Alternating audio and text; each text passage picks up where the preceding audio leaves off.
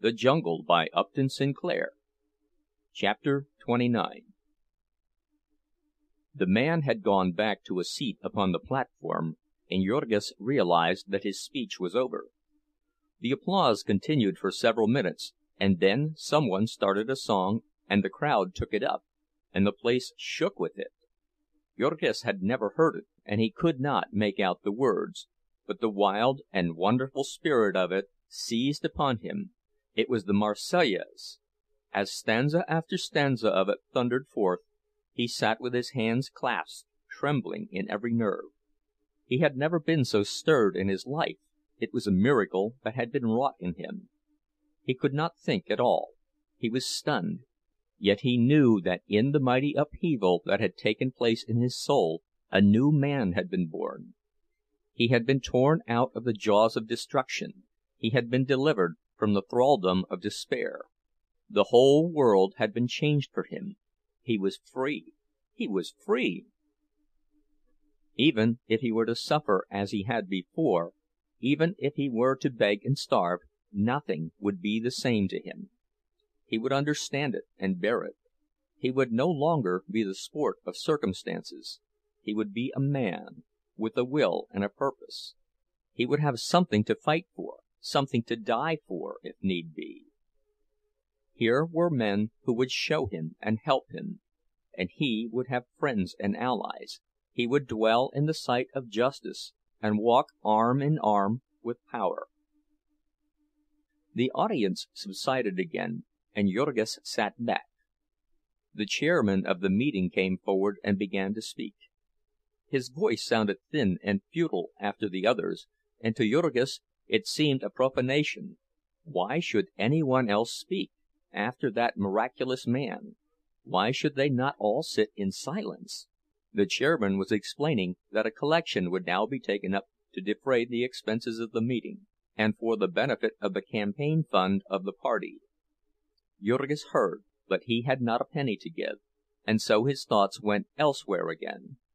He kept his eyes fixed on the orator, who sat in an armchair, his head leaning on his hand, and his attitude indicating exhaustion.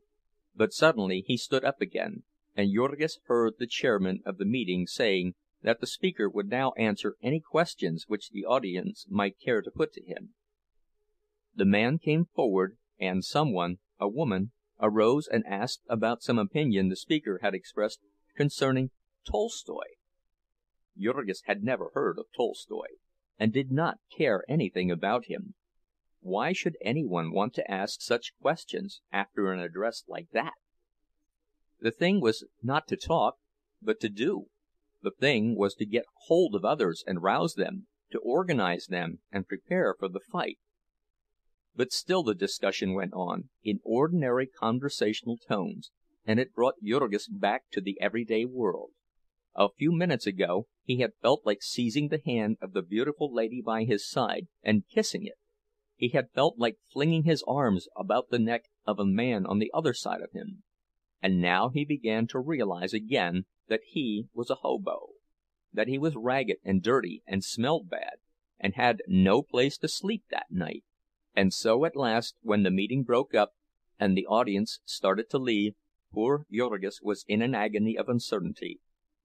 He had not thought of leaving. He had thought that the vision must last forever, that he had found comrades and brothers. But now he would go out, and the thing would fade away, and he would never be able to find it again. He sat in his seat, frightened and wondering. But others in the same row wanted to get out, and so he had to stand up and move along. As he was swept down the aisle, he looked from one person to another wistfully. And they were all excitedly discussing the address, but there was nobody who offered to discuss it with him. He was near enough to the door to feel the night air, when desperation seized him. He knew nothing at all about that speech he had heard, not even the name of the orator. And he was to go away. No, no, it was preposterous. He must speak to someone. He must find that man himself and tell him. He would not despise him, tramp as he was. So he stepped into an empty row of seats and watched, and when the crowd had thinned out, he started toward the platform. The speaker was gone, but there was a stage door that stood open, with people passing in and out, and no one on guard. Jurgis summoned up his courage and went in and down a hallway, and to the door of a room where many people were crowded. No one paid any attention to him, and he pushed in, and in a corner he saw the man he sought. The orator sat in a chair with his shoulders sunk together, and his eyes half closed. His face was ghastly pale, almost greenish in hue, and one arm lay limp at his side. A big man with spectacles on stood near him, and kept pushing back the crowd, saying, "Stand away a little, please. Can't you see the comrade is worn out?" So Jurgis stood watching, while 5 or 10 minutes passed. Now and then the man would look up and address a word or two to those who were near him. And at last, on one of these occasions, his glance rested on Jurgis. There seemed to be a slight hint of inquiry about it, and a sudden impulse seized the other. He stepped forward. "I wanted to thank you, sir," he began in breathless haste. "I could not go away without telling you how glad I am I heard you. I didn't know anything about it all." The big man with the spectacles, who had moved away, came back at this moment. "The comrade is too tired to talk to anyone," he began. But the other held up his hand. "Wait," he said. "He has something to say to me." And then he looked into Jurgis' face. "You want to know more about Socialism?" he asked. Jurgis started. I, he stammered. "Is it Socialism? I didn't know. I want to know about what you spoke of. I want to help. I have been through all that." "Where do you live?" asked the other. "I have no home," said Jurgis. "I am out of work." "You are a foreigner, are you not?" "Lithuanian, sir." The man thought for a moment, and then turned to his friend. "Who is there, Walters?" he asked. "There is Ostrinski, but he is a Pole." "Ostrinski speaks Lithuanian," said the other. "All right, then. Would you mind seeing if he has gone yet?" The other started away, and the speaker looked at Jurgis again. He had deep black eyes and a face full of gentleness and pain. "You must excuse me, comrade," he said. "I am just tired out. I have spoken every day for the last month. I will introduce you to someone who will be able to help you as well as I could." The messenger had to go no further than the door. He came back, followed by a man whom he introduced to Jurgis as Comrade Ostrinski. Comrade Ostrinski was a little man, scarcely up to Jurgis' shoulder, wizened and wrinkled, very ugly, and slightly lame. He had on a long-tailed black coat, worn green at the seams and the buttonholes. His eyes must have been weak, for he wore green spectacles that gave him a grotesque appearance. But his handclasp was hearty, and he spoke in Lithuanian, which warmed Jurgis to him. "You want to know about Socialism?" he said. "Surely. Let us go out and take a stroll, where we can be quiet and talk some." And so Jurgis bade farewell to the master wizard and went out. Ostrinski asked where he lived, offering to walk in that direction, and so he had to explain once more that he was without a home. At the other's request he told his story, how he had come to America, and what had happened to him in the stockyards, and how his family had been broken up, and how he had become a wanderer. So much the little man heard, and then he pressed Jurgis' arm tightly. "You have been through the mill, comrade," he said. "We will make a fighter out of you." Then Ostrinski in turn explained his circumstances. He would have asked Jurgis to his home, but he had only 2 rooms and had no bed to offer. He would have given up his own bed, but his wife was ill. Later on, when he understood that otherwise Jurgis would have to sleep in a hallway, he offered him his kitchen floor, a chance which the other was only too glad to accept. "Perhaps tomorrow we can do better," said Ostrinski. "We try not to let a comrade starve." Ostrinski's home was in the Ghetto district, where he had 2 rooms in the basement of a tenement. There was a baby crying as they entered, and he closed the door leading into the bedroom. He had 3 young children, he explained, and a baby had just come. He drew up 2 chairs near the kitchen stove, adding that Jurgis must excuse the disorder of the place, since at such a time one's domestic arrangements were upset. Half of the kitchen was given up to a workbench, which was piled with clothing, and Ostrinski explained that he was a pants finisher. He brought great bundles of clothing here to his home, where he and his wife worked on them. He made a living at it, but it was getting harder all the time, because his eyes were failing. What would come when they gave out he could not tell. There had been no saving anything. A man could barely keep alive by 12 or 14 hours' work a day.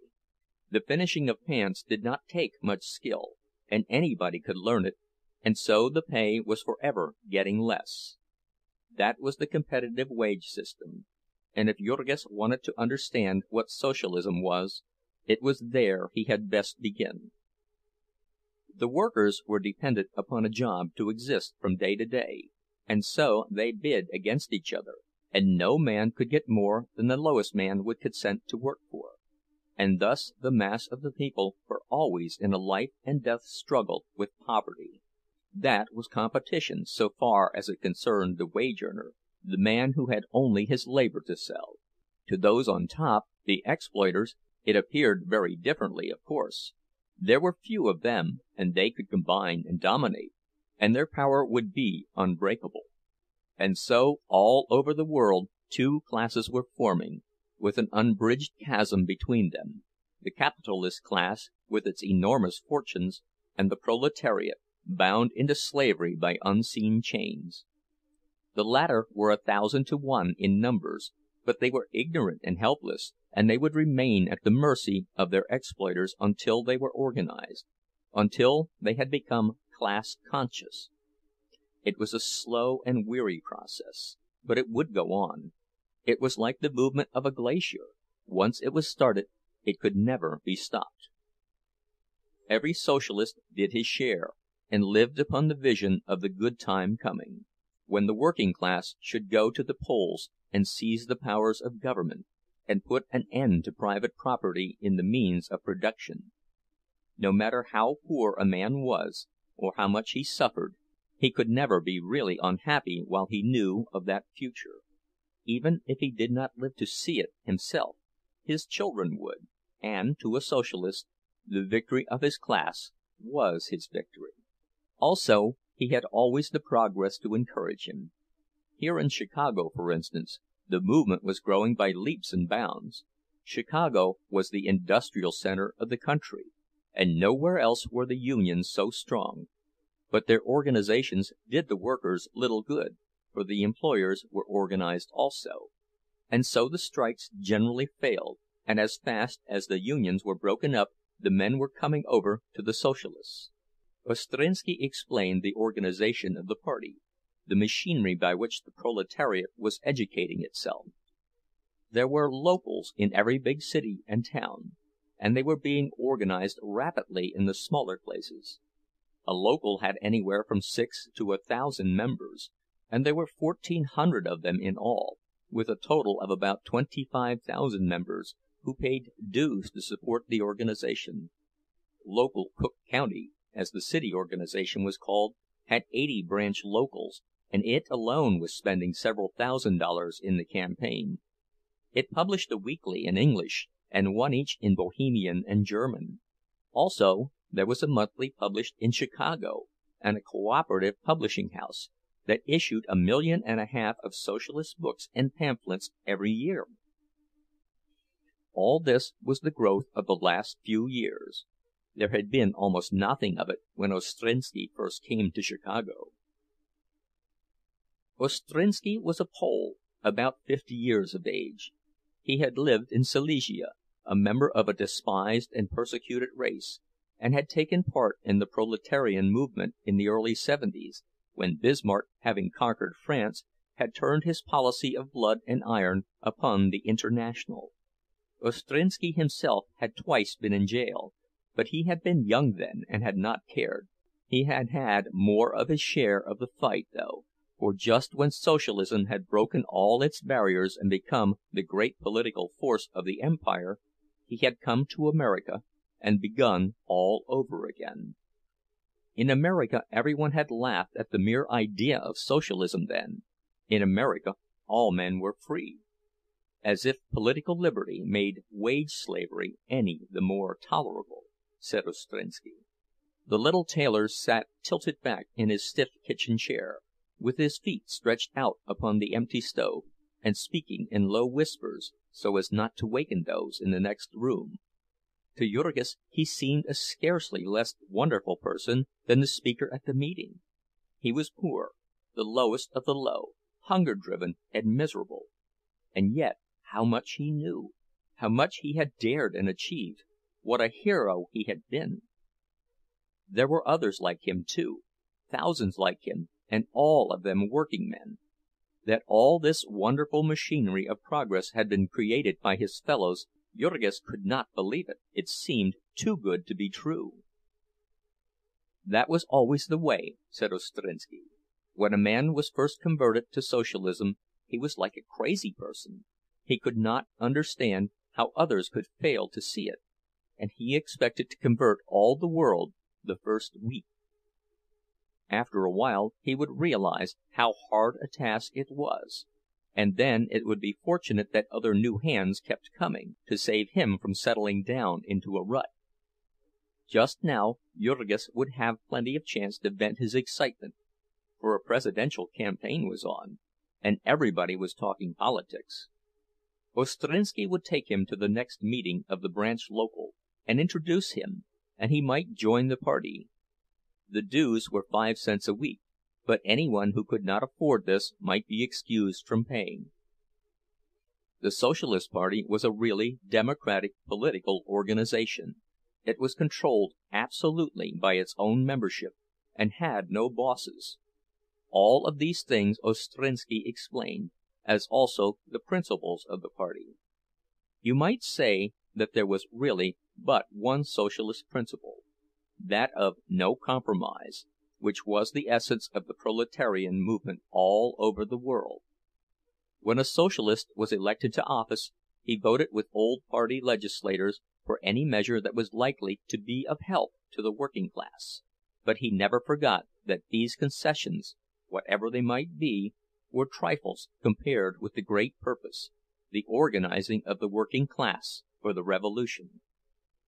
So far, the rule in America had been that one socialist made another socialist once every 2 years, and if they should maintain the same rate, they would carry the country in 1912, though not all of them expected to succeed as quickly as that. The Socialists were organized in every civilized nation. It was an international political party, said Ostrinski, the greatest the world had ever known. It numbered 30 million of adherents, and it cast 8 million votes. It had started its first newspaper in Japan, and elected its first deputy in Argentina. In France it named members of cabinets, and in Italy and Australia it held the balance of power and turned out ministries. In Germany, where its vote was more than a third of the total vote of the empire, all other parties and powers had united to fight it.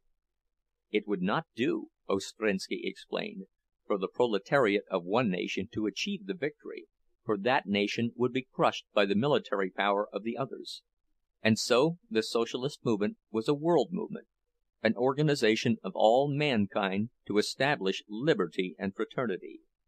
It was the new religion of humanity, or you might say it was the fulfillment of the old religion, since it implied but the literal application of all the teachings of Christ. Until long after midnight Jurgis sat lost in the conversation of his new acquaintance. It was a most wonderful experience to him, an almost supernatural experience. It was like encountering an inhabitant of the fourth dimension of space, a being who was free from all one's own limitations. For 4 years now Jurgis had been wandering and blundering in the depths of a wilderness, and here, suddenly, a hand reached down and seized him, and lifted him out of it, and set him upon a mountain top, from which he could survey it all, could see the paths from which he had wandered, the morasses into which he had stumbled, the hiding places of the beasts of prey that had fallen upon him. There were his Packingtown experiences, for instance. What was there about Packingtown that Ostrinski could not explain? To Jurgis, the packers had been equivalent to fate. Ostrinski showed him that they were the Beef Trust. They were a gigantic combination of capital, which had crushed all opposition and overthrown the laws of the land, and was preying upon the people.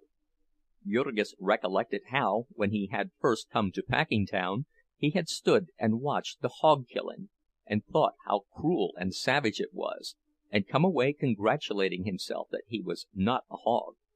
Now his new acquaintance showed him that a hog was just what he had been, one of the packers' hogs. What they wanted from a hog was all the profits that could be got out of him, and that was what they wanted from the working man, and also that was what they wanted from the public. What the hog thought of it, and what he suffered, were not considered, and no more was it with labor, and no more with the purchaser of meat. That was true everywhere in the world, but it was especially true in Packingtown. There seemed to be something about the work of slaughtering that tended to ruthlessness and ferocity.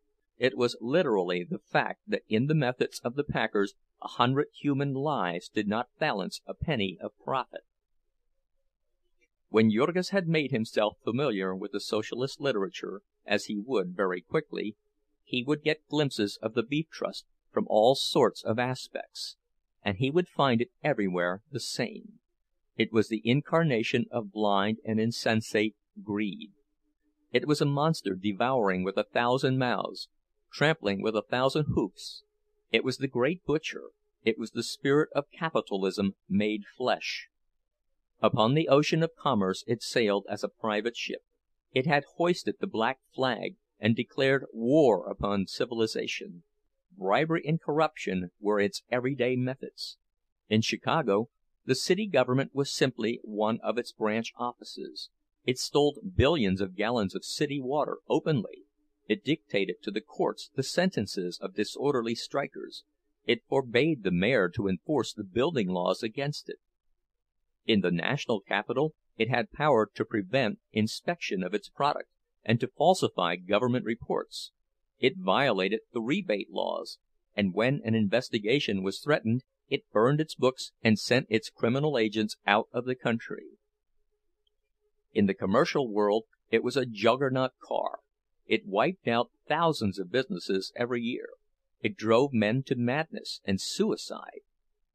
It had forced the price of cattle so low as to destroy the stock-raising industry, an occupation upon which whole states existed. It had ruined thousands of butchers who had refused to handle its products.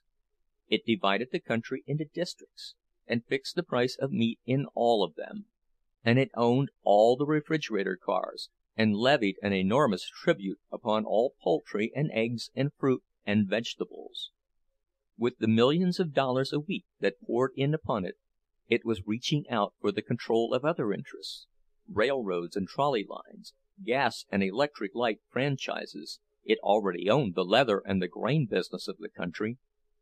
The people were tremendously stirred up over its encroachments, but nobody had any remedy to suggest. It was the task of Socialists to teach and organize them, and prepare them for the time when they were to seize the huge machine called the Beef Trust, and use it to produce food for human beings, and not to heap up fortunes for a band of pirates.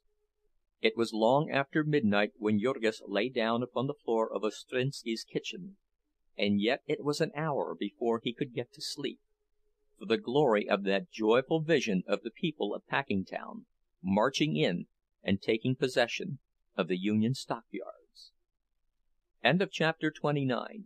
Recorded